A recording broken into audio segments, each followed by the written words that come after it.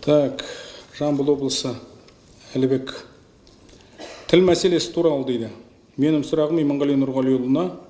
Қазір үкімет мектептерде үш тілдікті енгізіп жатыр. Бізді мазалайтын баяғы сол қазақ тілі. Ол қиын жағдайда сіз үкімет басшысының орынбасары ғана емес, жалпы азамат ретінде бұл туралы не ойлайсыз дейді.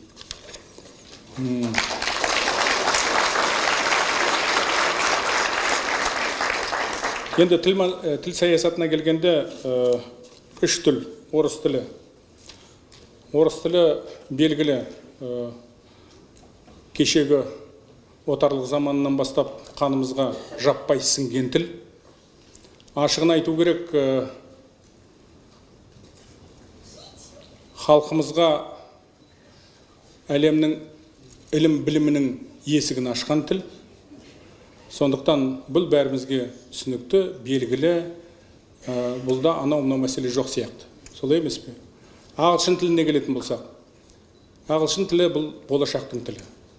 Жалпы техника, технологиядан, жалпы өркениеттен қалмаймыз десек, міндетті түрде ағылшын тілін білуіміз керек. Бұл тіпті шартты тілде білуіміз керек. Оны біреу түсіну мүмкін, біреу түсінбеуі мүмкін. Бірақ сіздер, жастар, шетте оқып келген жастар, сол басқа мемлекеттерде тіл мәселесі қалай дамып, сол ағылшын тілдегі зерттеу жұмыстар, технологиялар, тағы да басқасымен танысып келген жастар, сіздер түсінесіздер, білесіздер, жалпы қолдайсыздар деп есептеймін. Ал енді бағанағы айтқан тіл саясатына келгенде ең өзекті мәселе жалпы ана тілі жөнінде, қазақ тілі жөнінде. Соған келіп тіреледі, солай емес пе?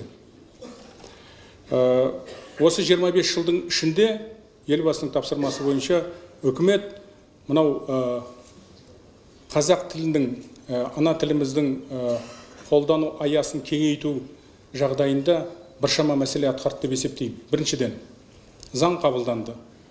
Қаражаттар қажетті бөлінді, мамандар дайындалды. Бүгінгіні қарап отырсаңыздар, парламенттағы отырыстардың бәрі жаппай қазақ тілінде өтеді. Үкіметтің мәжілісі қазақ тілінде өтеді. Бірақ бір нәрсе түсініксіз. Біз осы күнге дейін жалпы қазақ тілі өзге емес, өзімізге керек екенін түсінбей келе жүрміз.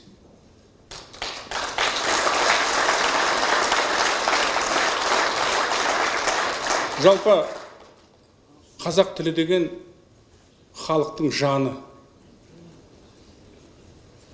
Бұдан артық айта алмайсың. Кезінде Міржақ кімнің айтып кеткен бір керемет қазақ тілі жөніндегі жазған бір өлеңі қазір бір шумағы есіме келіп тұр.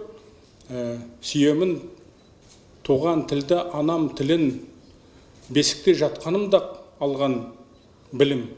Сол тілде шешем мені әлделеген, еркел етіп қолыным жаным деген. Мінекей. Сондықтан елбасы осы 25 жыл бойы жастармен кездескенде де, басқа да ортамен кездескен кезде айтып жүреді. Тіл мәселесі көтерілгенде ең алдымен қазақпен қазақша сөйлесу керек. Міне мәселе осында. Біз бір-бірімізбен қазақша сөйлесек, біз өз тілімізді өзіміз құрметтесек, біз оған шын мәнінде жанашырлық білдірсек қана тілдің болашағы болады. Тіл бар жерде қазақ бар, тіл жоқ жерде қазақ жоқ. Бітті, басқа формула жоқ бұл мәселеде.